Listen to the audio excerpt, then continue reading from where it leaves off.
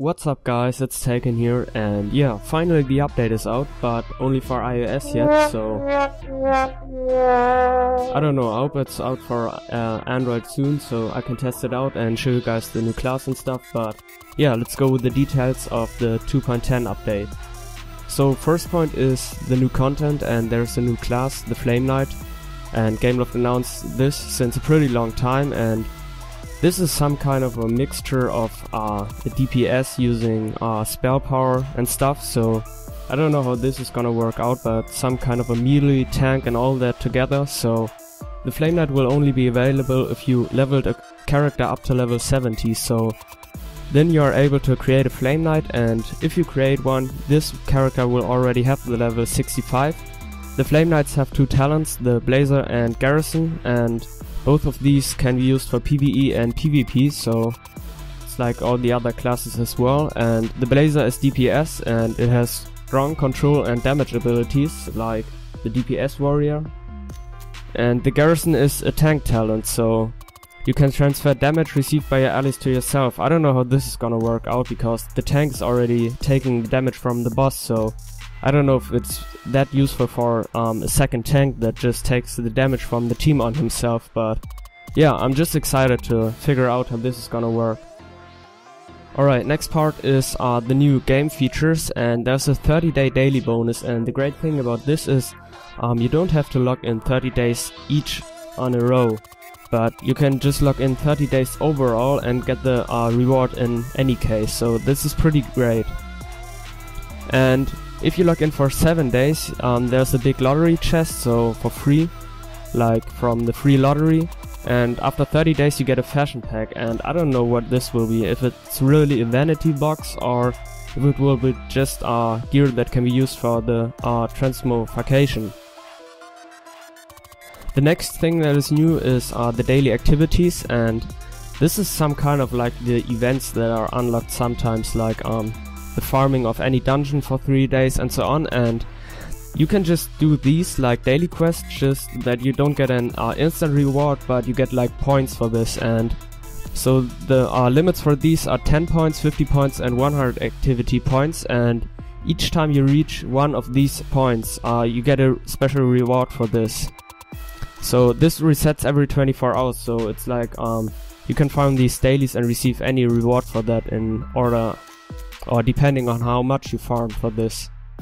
The next new thing introduced with the 2.10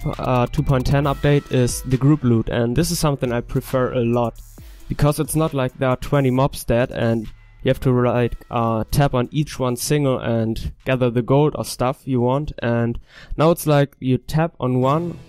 mob for example, and then you just have a list of all the drops that are around, and this is just something really great and it will save time a lot. Another new feature is the equipment comparison, and with this you can easily compare your current equipment. So I don't know how this is gonna work out, but previously you had like you tap on your gear and then clicked on a button and you can compare your items. So I don't know if this will be like a better layout for it, so you can compare it like in a column or something, but yeah, there was that. Mounts are available on your account from now on, and this is really great too, because previously it was like I caught a mount on my mage, I wanted it on my Sin, I had to caught it on my Sin again, and now it's like the mounts are all bound to your account, and this is really great. So in case you just caught a really rare mount, you can use it on every character, and this is just so great from Gameloft that they introduced this. And I don't know how this is gonna work with the mounts you already own, and whether they are available too or just with the mounts you get from now on, but yeah, it's great in general, so you can just use all your mounts for your account and not for a single character. Ignore social invitations, and this is really great too, because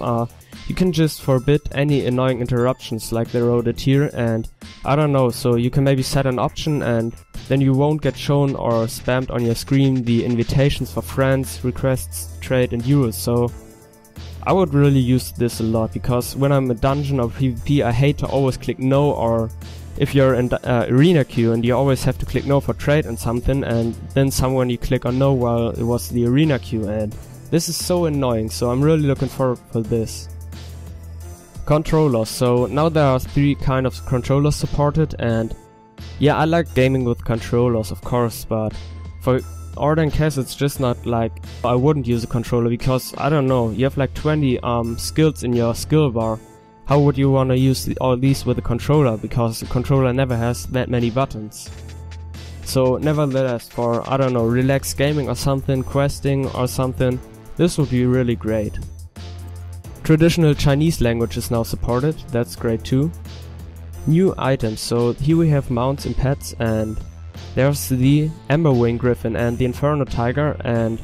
yeah, I'm excited to get to know how these look like and whether it's hard to catch one or whether they are just normal mounts or like new epic or ghost mounts. The Inferno Tiger is a superb mount exclusive for level 70 and up, so it's like level 3 riding skill, no, level 4 riding skill I think. And the Emberwing Griffin and the Inferno Tiger,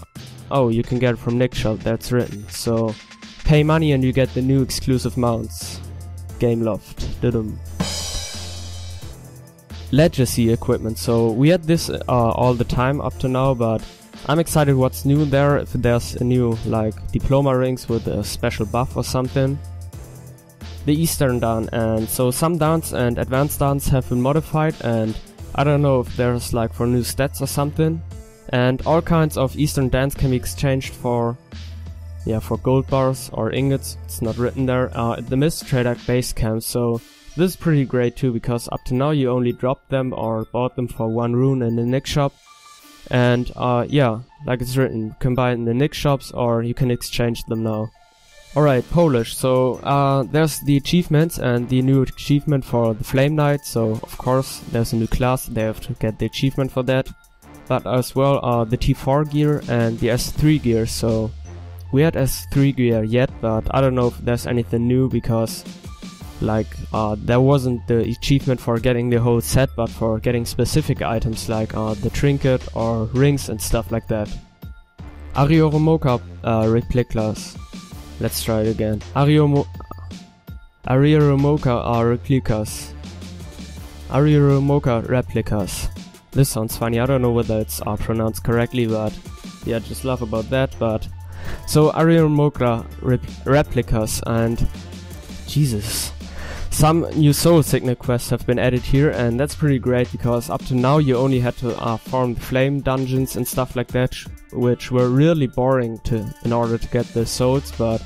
I think it's now like for the Rising Flare dungeons as well, and I'm looking forward for that as well.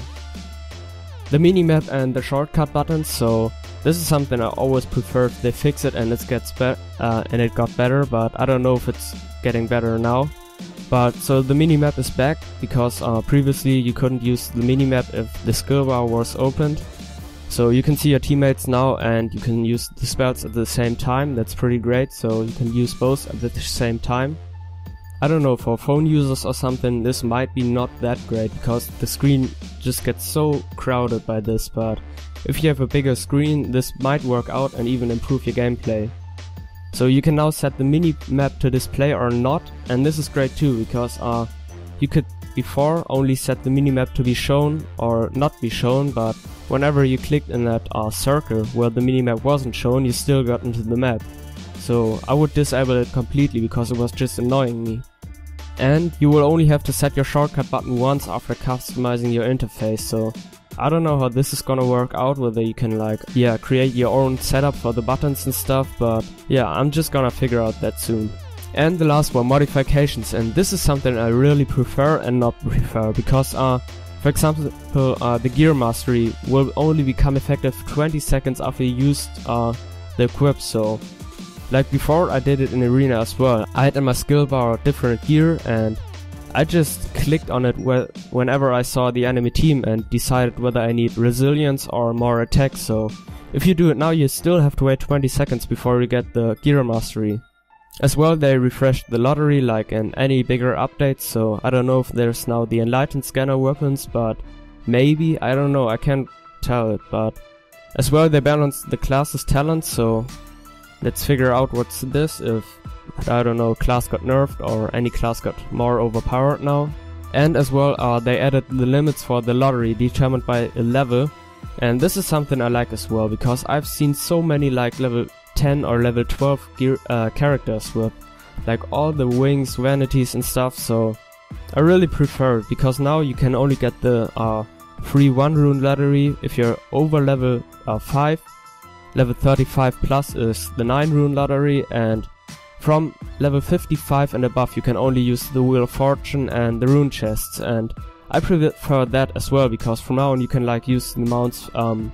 all your characters, and just people would create all the low characters in order to get a mount from the lottery or the Wheel of Fortune, and this is something really great. Alright guys, so these were all the changes with the update and the details, so I really hope I can log in soon and test it out on Android, but yeah, until then, it's Taken here and stay tuned.